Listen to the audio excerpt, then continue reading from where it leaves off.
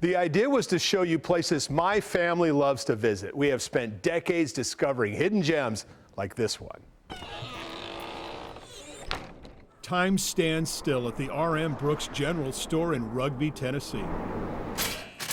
Hi, how are you? This is exactly what the store looked like in the 1920s, right down to the post office and the potbelly stove.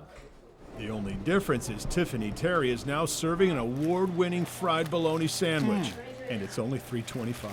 That's so good. To me, it's like a step back in time. And I always tell people, like, I'm the countryside, and a mile down the road is the English side. And so you get the best of both worlds. Rugby in Morgan County was a utopian community started by famous British author Thomas Hughes in 1880. He bought 75,000 acres for British second sons, men who would lose all inheritance to older brothers. Rugby was his pet because Hughes was a second son, and he knew exactly how hard it was for those young sons to move their way up through the world. Today you can tour this historic town thanks to the historic Rugby, a living Victorian village. There's a charming schoolhouse, the old printing press, Thomas Hughes' home with almost all original furnishings, and one of the original inns. This is where the British pioneers would come and spend 3 or 4 months. It was a boarding house. They would wait here while their homes were being built. And the crazy thing is, now you can stay here as well overnight in the same Victorian parlor, in the same Victorian rooms.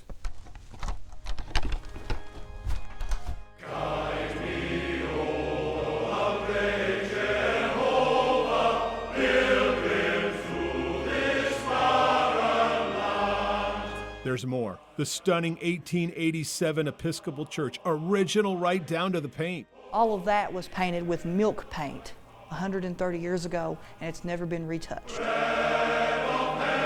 No matter where you sit in Christchurch, you literally see the same thing they saw 130 years ago. And then there is the magnificent library. The oldest Victorian free library in America, a nearly intact 7,000 original volumes. It was a magnificent beginning, but utopia failed because British gentlemen fell short in one critical area here in Tennessee. It's because they couldn't farm, and some of them weren't actually willing to learn how to farm. We have accounts of those young Englishmen out hoeing in the fields with a parasol in one hand. Rugby survived because other people moved in who were willing to do the hard work. People like Linda Brooks Jones, who runs the Gray Gables Bed and Breakfast and Dinner. That's right, a night's lodging comes with a big Southern breakfast and a plateau gourmet dinner. Tonight we eat the same dinner she served former President Jimmy Carter. The recipes are different than country cooking. They still have that taste and that feel of home cooking, but I hope I add just a little bit of ingredients that makes it different. 2 meals in a big room for $149 a night, and there's more. If you're lucky, you can join the locals for some Irish road bowling. Roll cannonballs down the middle of the street. And we go down to the bend of the road. Go, go, go. We come back up, and whoever gets back to the starting point and has less strokes, that's the winning team. And if a car happens to interrupt the game, do what kids do. If this isn't enough, Rugby sits on the big South Fork National River and Recreation Area. Miles of hiking trails and lots of water. My wife and I end our trip with a hike down to the Gentleman's Swimming Hole, where those proper Brits frolicked on hot summer days. I think that Rugby is one of the best kept secrets in Tennessee. Every time I tell a friend about this place, they want to know more, they write it down, they can't believe they've never heard about it. It is this fascinating secret history. It's this tiny town in the middle of nowhere with this wonderful storyline that you've never heard before. What we didn't show you was the dark sky and quiet nights. Talk about relaxing. Just go. I'm Dennis Ferrier, Fox 17 News. Spencer, Tennessee isn't sleepy, it's in a coma. The business signs on the square are for sale signs. Even with the county courthouse right here, the only lawyer on the square went out of business. That's what makes what is happening now in the Haston Block building so special. Expellers, mixers, vacuums, sieves, whatchamacallits, and thingamajigs are all part of the city's new chocolate factory. David and Leslie Sink moved their highly regarded Arate Gourmet Chocolate Factory from the Bay Area in California to tiny Spencer. We have about 8 million fewer neighbors out here than we did in San Jose. But they didn't even know we existed. And so we have a lot more friends here than we ever had in the big city. This is no ordinary chocolate. Arate makes some of the most unusual, expensive chocolate bars in the world. These are single-source chocolate bars. Each chocolate bar comes from a single country, actually from a specific area in that country. You know, the chocolate bar you remember from when you were 5 years old should taste like the chocolate bar you buy now if you buy a Hershey's bar, and that's part. And they go to great lengths to make sure they taste the same. We want people to see how Madagascar chocolate tastes different than a Vietnam chocolate, how that tastes different than a chocolate from India or from Peru or from Brazil. The deep fudgy notes of Fiji. A rainforest cocoa bean that was thought extinct for 100 years, resurrected in the bar from Ecuador. And the winter spice and dried fruit that comes only in the magnificent Ben Tre region of Vietnam. Magic. Yeah, it's beautiful. The Sinks take making chocolate seriously. This might be the only chocolate factory in the world that inspects every bean, every single bean. If there's the slightest imperfection, the bean is sucked right off the production line. They even have a special machine that removes the tiny taproot. That little bitty thing right there is called the germ or the radical. It looks like a nail. And we don't want that in the chocolate. They massage their chocolate bars before they go into the wrapper. So how did the Sinks and Arate end up in Van Buren County? This is not the market for high-end chocolate bars. The most important reason is they are halfway between their grandkids. One in Nashville, one in Knoxville, almost equidistant. That makes sense, but the actual move here was borderline reckless. Our friends out in California looked at us like, well, really, you're going to pack everything up, your shop, your house, onto a truck and drive it to somewhere you've never been. So yeah, pretty much.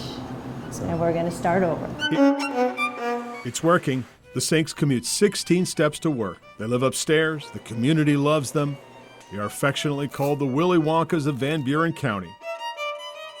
And why not? There's more than a little magic in all this. There are even some Willy Wonka type secrets. We did not video some of the shop because the Sinks have a couple of inventions no one else in the industry is using. If you would like to know how to get their chocolate, go to our website, fox17.com. I'm Dennis Ferrier, Fox 17 News. If you want to introduce your family to whitewater rafting, you can't beat South Central Kentucky with the added bonus of an unforgettable hotel on wooden wheels. The Below the Falls Cumberland River Whitewater Rafting Trip. The raft ride is part of the Sheltowee Trace Adventure Resort in Whitley, Kentucky, just 3 hours from Nashville. Okay, let's go. It is a resort that celebrates being You're going faster than me. and doing the outdoors. So I think the best thing about being in the outdoors is that it really makes it so that you're not so sucked into your phone. This is PG Adventure. The thrills are real. The risk is minimal. All right, here's where it gets hard. Keep going forward. The trip begins with a paddle into the spray of Cumberland Falls, the Niagara of the South, 120 feet wide, 65 feet tall. This is the way to see it up close, but not too close. Go. Even the river's jump rock is a perfect first jump for a child, unless you're my daughter.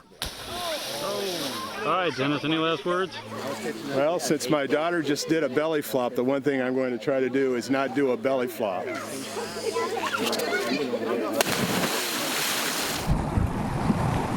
And then it was back on the river.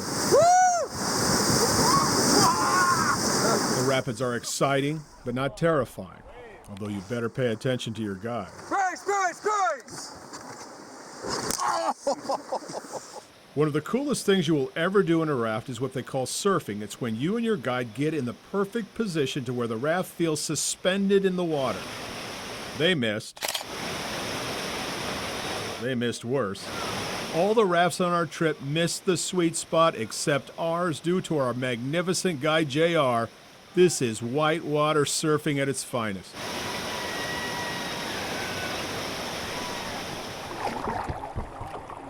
The rafting trip ends with a surprise. You get on a riverboat and lunch cruise back to the resort, and another surprise.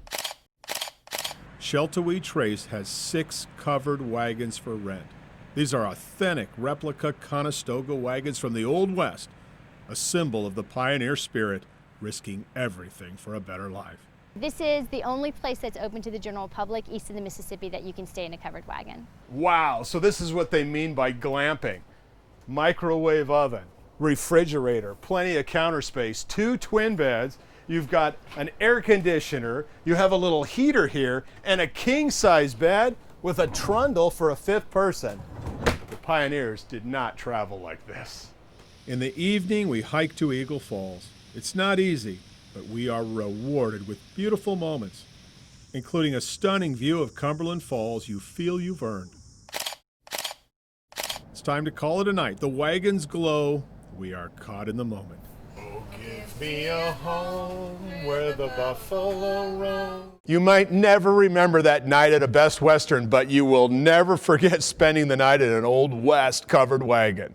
I'm Dennis Ferrier, Fox 17 News. Talk about a secret. Only 750 people take this tour every year. About an hour east of Chattanooga on the Tennessee-Georgia border, a place of unexpected wonder. Well, welcome to the Cherokee National Forest. We are here at the Conestoga River snorkeling hole. There are more species of fish in this little snorkeling hole than the entire Colorado River. A lot of people relate to what they see. They go out on the forest and the parks and they see bears, they see deer, birds. A lot of people never put their head underneath the water. And so that's what we're trying to get here, is we get folks out and let them experience that firsthand and see the incredible diversity that's located in this river here. 40 species of fish right here in this one blue hole on the Conestoga River. There's not many unique places like this where you can see this kind of diversity up close. The water is 69 degrees. Visibility and water clarity is outstanding. We'll see probably 10 or 15 feet. We brought 2 underwater cameras to try to give you a taste of what it's like to swim in a natural aquarium. There are 3 different habitats here: pool, run, and riffle. And fish in all of them. We've seen the holiday darter, we've seen broad starters, we've seen Alabama hogsucker, we've seen red horse, we've seen the drum, we've seen sunfish. So far, several different species we've seen just in the short time that we've been in the water. Like a lot of fish, and some were like big, and some were like not big, but it was cool. We were taught the trick of floating in place and then watching the fish gather under the shade of your body. You can kind of stand still and be quiet and just watch all these fish kind of circle almost around you, and that almost makes you feel like a fish, a part of them essentially. The tour is open to the public. You must have a group, 12 to 24 people. You get a wetsuit, a snorkel, and a biologist guide, all for $25 a person. You can come down here on your own. You don't need to take a tour. It's open to the public, but oh my goodness, what a difference. When you take this tour with a biologist showing you and telling you everything you're seeing, it makes all the difference in the world. Our guide even snagged a giant Conestoga crayfish for up-close examination. Did he pinch you? Yeah. Yeah, he's got a hold of me now. The rare combination of perfect condition leads to exciting exploration. What's this? What's that? And what's next? So once they see what's underwater, they're hooked. I mean, it's beautiful. You must have a group of at least 12 to go on this tour. Sunday school class, Boy Scouts, family, friends, all groups are welcome. We'll show you how to sign up online. I'm Dennis Ferrier, Fox 17 News.